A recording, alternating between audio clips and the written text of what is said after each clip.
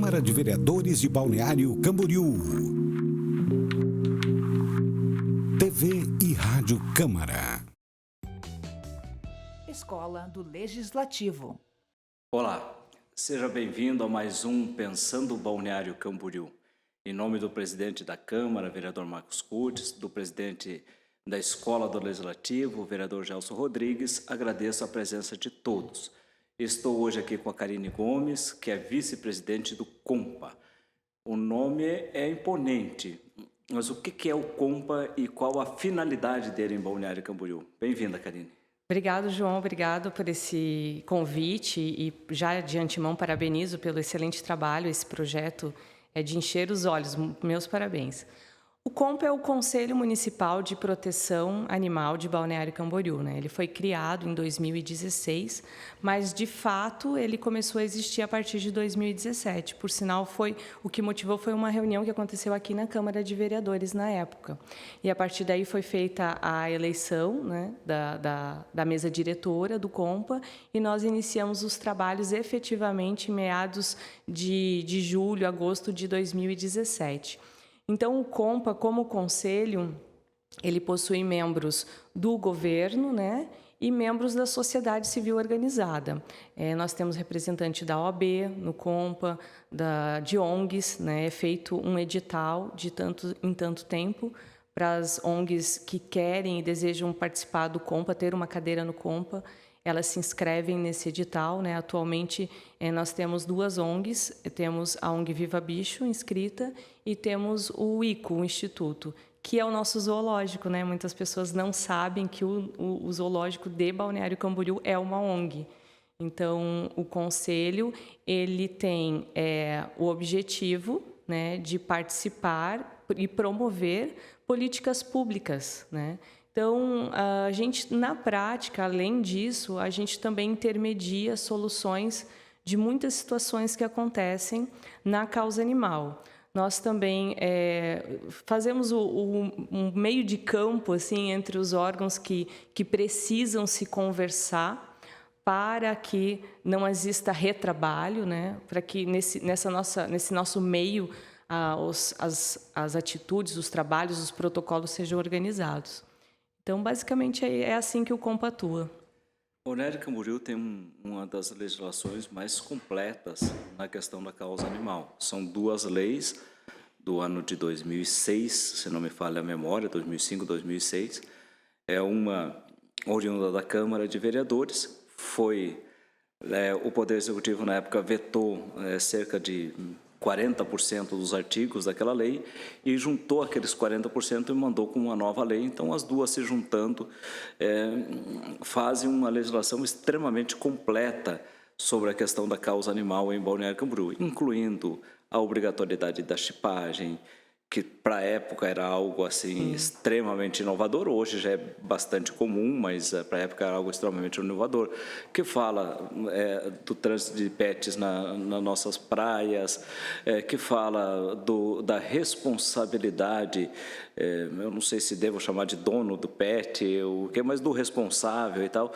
E na prática, algumas coisas, por exemplo, o centro de zoonoses, a gente tem dificuldade de implementar, por não sermos um município com área rural, e parece-me que a legislação federal exige área rural para a implementação do centro de zoonoses e tal. Em que pese esta legislação, nós ainda vimos em Balneário Camboriú muitos animais sendo abandonados, né? E muitos donos de animais que não se responsabilizam pelo seu pet, né? Isso chega com constância para vocês, essas demandas? Na verdade, assim, primeiro, com relação à legislação, ela realmente, na época, foi bem inovadora e foi um grande passo que foi dado. Porém, foi de muita dificuldade trazer ela para a prática. Por exemplo, a questão da microchipagem, né? Que era inviável, inclusive financeiramente. Hoje já não, hoje já está bem mais tranquilo. Hoje essa legislação ela precisa urgentemente ser revisada, né? Porque algumas situações da época hoje não cabem mais. Por exemplo, o centro de zoonose, né? O centro de zoonose, Balneário Camboriú é um exemplo de que é possível o poder público assumir as suas responsabilidades sem ter um centro de zoonose. Nós debatemos muito isso desde o ano passado. Inclusive, na época, eu trabalhava no governo municipal e o Ministério Público questionou o município por que não havia feito o centro de zoonose. E nós demonstramos que todos os serviços que um centro de zoonose é responsável, ou seja, as responsabilidades do poder público com relação aos serviços, estavam sendo executados terceirizados, de forma terceirizada, né? Quando a gente fala hoje, eu não falo só de centro de zoonose, eu falo de tudo. Quando a gente fala hoje de criar qualquer estrutura, principalmente física, do poder público, né? Nós não estamos falando só de tijolo e cimento, né? Nós estamos falando de orçamento, de pessoas, de folha de pagamento. Então, se torna muito inviável hoje o município querer fazer uma obra, seja ela de um centro de zoonose ou até o próprio hospital veterinário público, que muito se fala também. Então, para quem já trabalhou dentro da gestão de municipal, estadual, federal, sabe o emaranhado que é você construir algo próprio e manter isso, que a maior dificuldade é manter. Até mesmo, não vamos longe, que é muito comum a gente ver em alguns municípios, castramóvel. Uhum. Para você ter um castramóvel, você tem que ter quem dirige, você tem que ter médico veterinário, né, efetivo do município, se o castramóvel for municipal, enfim. Então, a terceirização foi a forma mais prática, barata e rápida de a gente conseguir avançar na causa animal. E foi isso que nós fizemos aqui em Balneário Camboriú. Eu fico bastante feliz em ver uma pessoa com a tua experiência falando sobre esse tema, das parcerias, porque eu entendo que o município precisa se dedicar àquilo que é fundamental para ele, aquilo que não tem como fazer parceria. No caso específico da causa animal, nós podíamos citar aí vários outros tipos de parceria. Você já matou a charada, é mais barato, mais eficaz também para o município, mais rápido, né? Você não precisa ter um substituto ali, né, para um médico veterinário, por exemplo. Você citou anteriormente duas instituições não governamentais nossa que fazem um excelente trabalho, uma do zoológico nosso, lá junto a Santur, né? E a outra Viva Bicho, que faz um trabalho maravilhoso. Conheço eles há muitos anos, o trabalho que eles realizam, e ficaria muito mais caro para o município fazer isso, e a eficiência talvez perdesse um pouco também, por conta do formato que se é feito, da agilidade que se tem e tal, né? Então, assim, eu fico bastante feliz porque eu acho que nós precisamos avançar para uma nova era de parcerias dos municípios, dos estados, com a iniciativa privada e também com as instituições não governamentais, né? Para baratear custos, né? Vamos saindo um pouco do nosso tema, mas só para dar um exemplo para quem nos vê hoje, Balneário Camboriú faz o voucher da educação com uma primazia, né? Muito bom, é um projeto maravilhoso e mantém a qualidade da educação, né, para os nossos alunos e economiza para o município ao mesmo tempo, custa praticamente a metade do preço. E fomenta o comércio local, as escolas locais, o cartão para comprar o material nas papelarias locais. Fomenta todo o comércio. Então, assim, é uma ação moderna e inteligente e na causa animal não poderia ser diferente, né? Não poderia ser diferente. Quando você fala na revisão dessa lei, de repente seria um bom momento de uma parceria entre Câmara de Vereadores e o próprio COMPA para revisar essa lei, né? Inclusive, eu quero dizer que o COMPA é muito feliz, de uma forma geral, assim, do Legislativo tem respeitado a nossa atuação. Nós sempre recebemos os projetos de leis referentes à causa animal para que nós possamos dar uma revisada, opinar, porque eu entendo que, como eu te falei, fazer a lei não é difícil. Você pode, inclusive, até copiar a lei de outros municípios, mas você tem que saber se aquele momento, se na tua cidade isso é praticável, né? Sim. Então, essa parceria tem funcionado muito bem, muito bacana.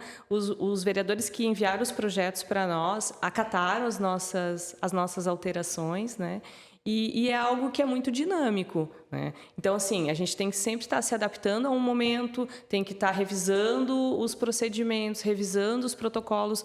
Essa semana eu ainda falei, há mais ou menos 2 anos, nós fizemos uma reunião com todos os órgãos, Ministério Público, o juiz da vara criminal, o delegado regional da Polícia Civil, Polícia Militar, Corpo de Bombeiros, e o Guarda Municipal, o secretário e o comandante.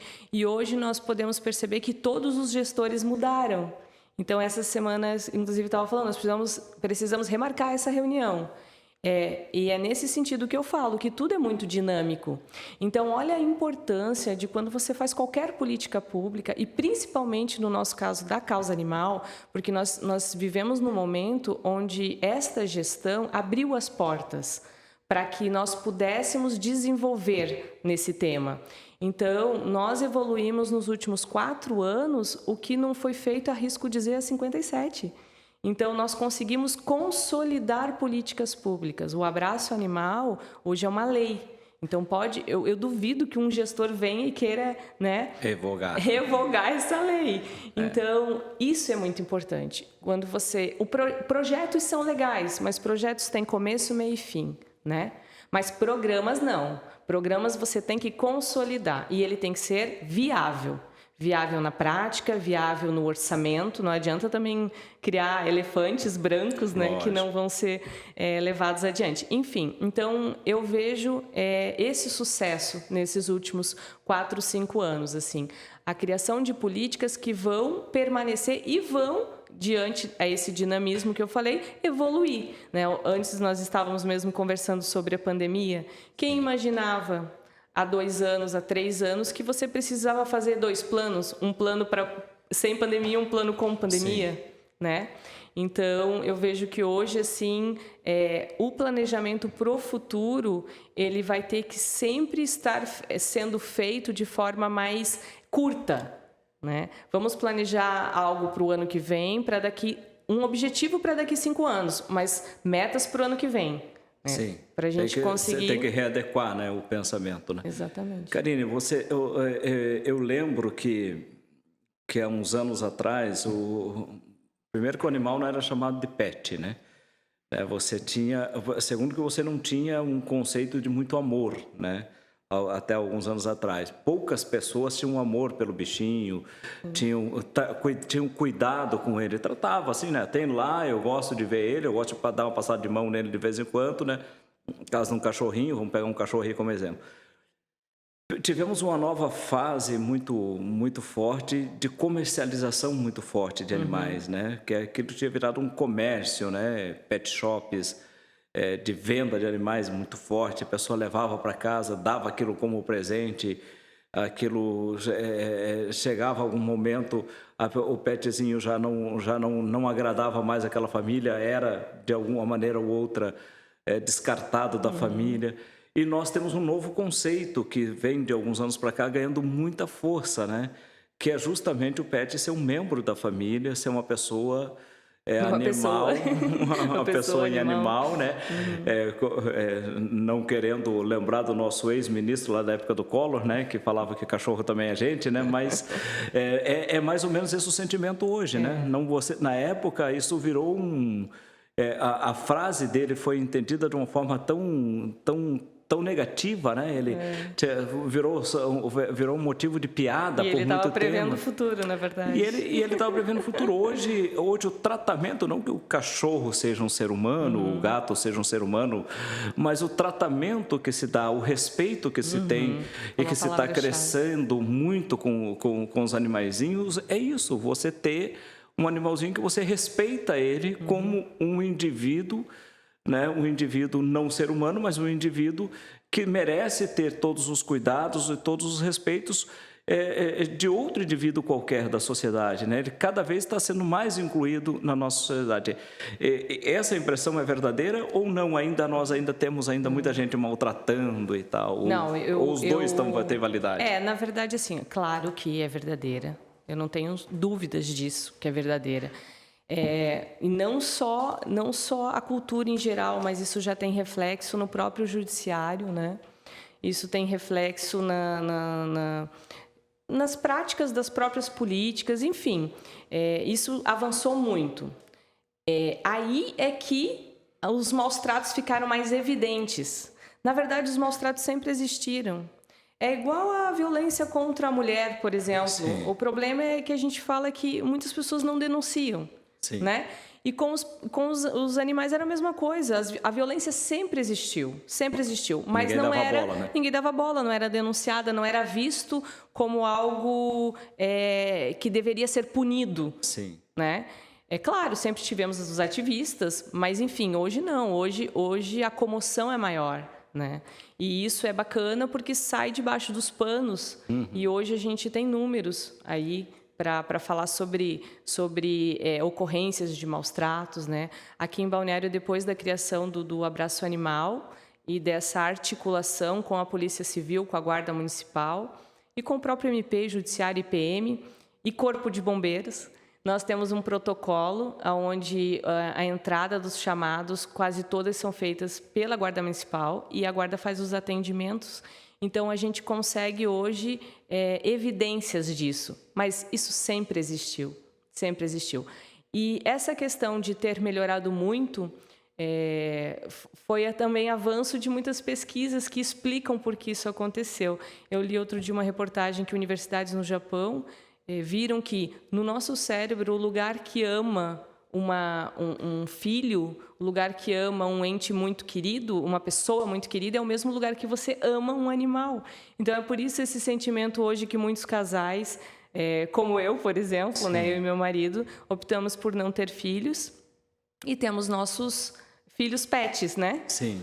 E eu vejo com outros amigos, isso realmente hoje é comum você optar por ter mais até, às vezes, numa casa mais cachorro do que gente. Sim. Hoje nós temos essa realidade.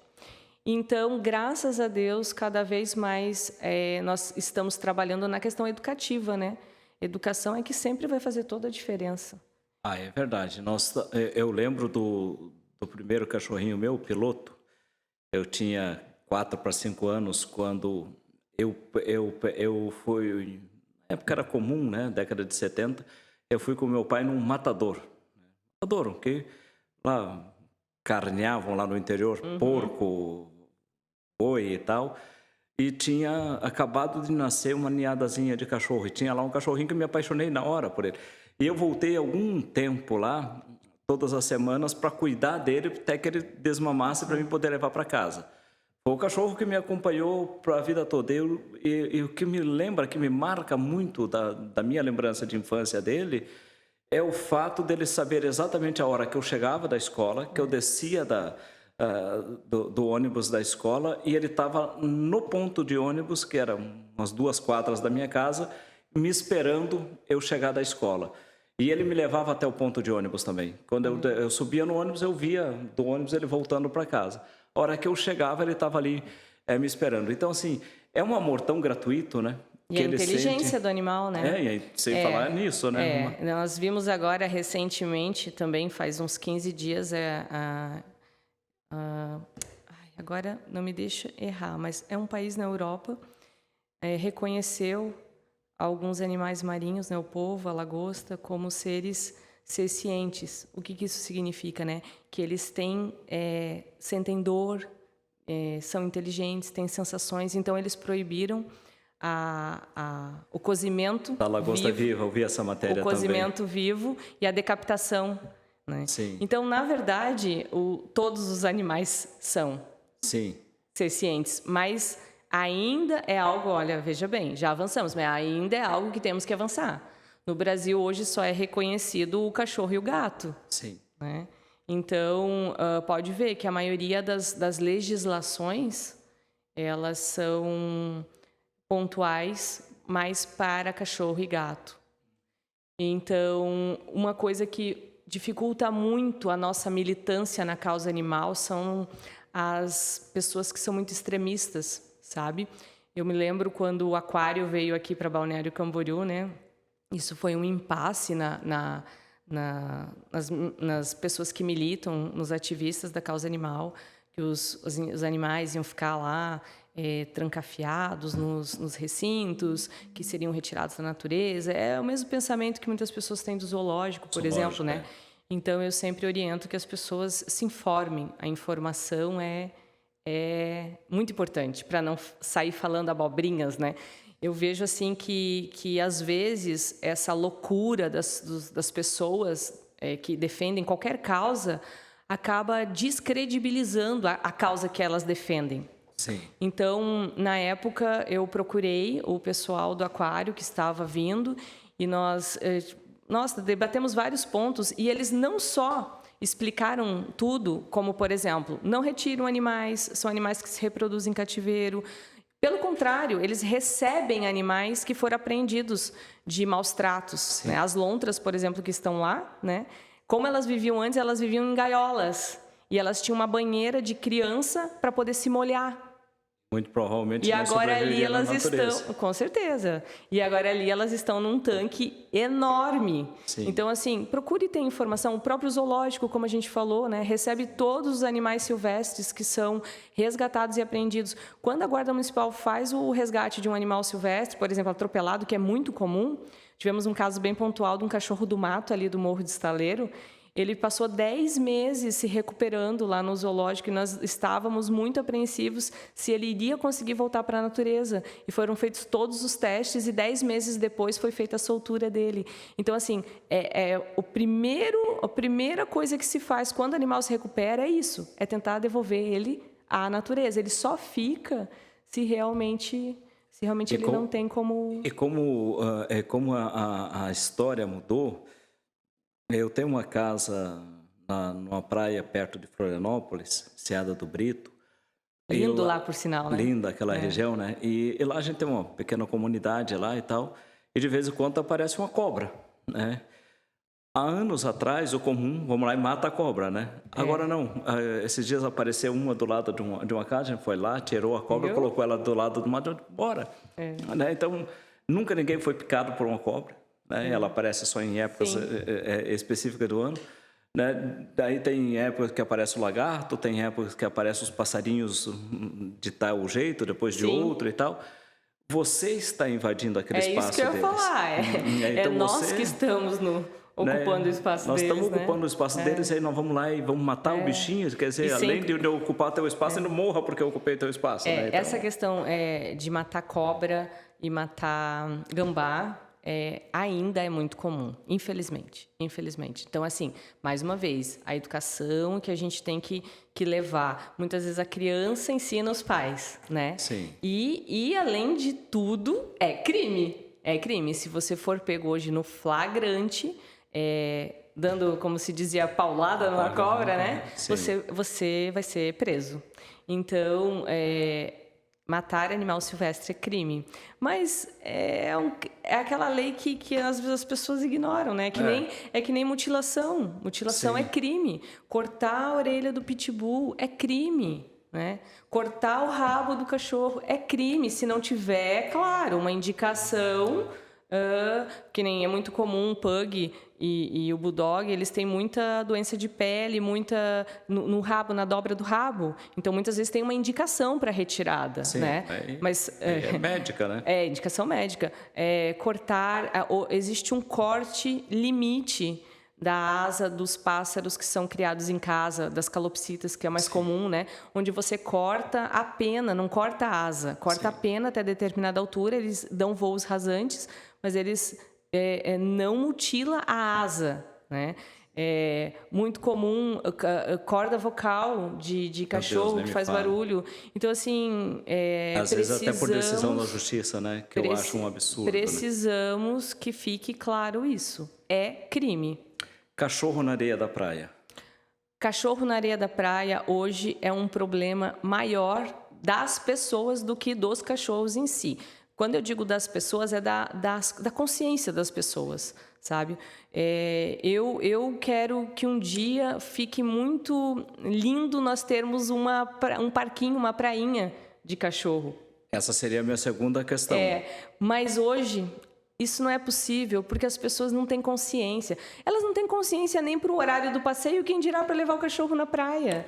E hoje, se a pessoa não tem essa consciência da queimadura da pata do cachorro, da exposição excessiva ao sol, da questão da higiene do cachorro na praia. Isso é tão prejudicial para o próprio cachorro quanto para as pessoas que vão frequentar a praia também. Eu já vi nessa casa, inclusive ajudei na pesquisa, 2 vezes o projeto veio para o debate, em 2 legislaturas diferentes. Estou aqui desde 2005, fiquei 3 anos fora da Câmara e voltei em 2017, de transformar a Praia do Coco numa praia de acesso para os animais, né? Te confesso que na época eu fiquei bastante empolgado, achei assim, um projeto bastante interessante, né? Tem praias em Miami que já são... Sim. Inclusive, na época eu lembro que eu fiz essa pesquisa para a vereadora Cristina Barrichello. E agora eu era assessor dela. A Cris é protetora também. Lembro bem, né? Fiz essa pesquisa para ela e o projeto dela ela acabou saindo da Câmara e o projeto não foi votado, ficou parado por causa disso. Mas é uma coisa que sempre me animou bastante, né?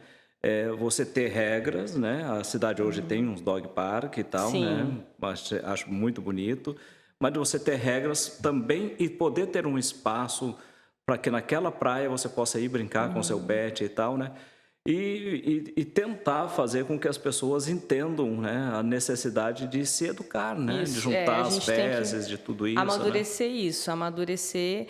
E aí, muitas vezes, isso é do Brasil, né? O amadurecimento tem que vir com dor no bolso. Daqui a pouco, o ideal é fazer regras onde tenha multas, né? E para ter multas, a gente vai ter que ter fiscalização. Então, para você ver como é algo que tem que ser coordenado. Não pode simplesmente fazer uma lei de qualquer forma e... Entendeu? Tem que ser algo coordenado. Quem vai fiscalizar? Como vai funcionar? Qual o horário? Eu sou a favor. Não pode ser horário livre, tem que né? ter o horário, tem que ter o espaço, né? Eu vejo assim que hoje nós temos lugares para levar o pet, que são os cachorros, que são os dog parks. Se nós não tivéssemos lugar nenhum ainda, né? Mas então assim, hoje eu vejo que neste momento a gente não está preparado ainda. Não, quando eu falo a gente, eu falo como um todo. A questão da fiscalização, amadurecer a ideia, praticar essa educação com a população. Hoje, eu sou a favor de ter, mas não hoje. Acho que nós temos que amadurecer. Karine, nós estamos chegando ao final. Queria te fazer uma última pergunta. Como você vê Balneário Camboriú? É uma cidade mais receptiva ao pet do que a maioria? E o futuro de Balneário Camboriú? Você entende que no futuro... Nós vamos conseguir ter uma relação melhor com os pets graças a essas políticas todas que estão sendo implementadas na cidade? Eu não tenho dúvida. Eu acho que os avanços estão acontecendo, eles não podem parar e vai da sociedade também cobrar os gestores, né? O caminho da parceria, já provamos aqui em Balneário Camboriú que é o melhor caminho, o caminho mais rápido, mais eficaz, como você falou, mais eficiente. Então, nós temos que avançar nesse caminho, no caminho das parcerias com a iniciativa privada, com o terceiro setor para a execução dos serviços que são de responsabilidade do público. A iniciativa privada avançou muito nesse último ano com os espaços pet friendly, né? Hoje nós temos até um catálogo de lugares que você pode ir com o seu pet.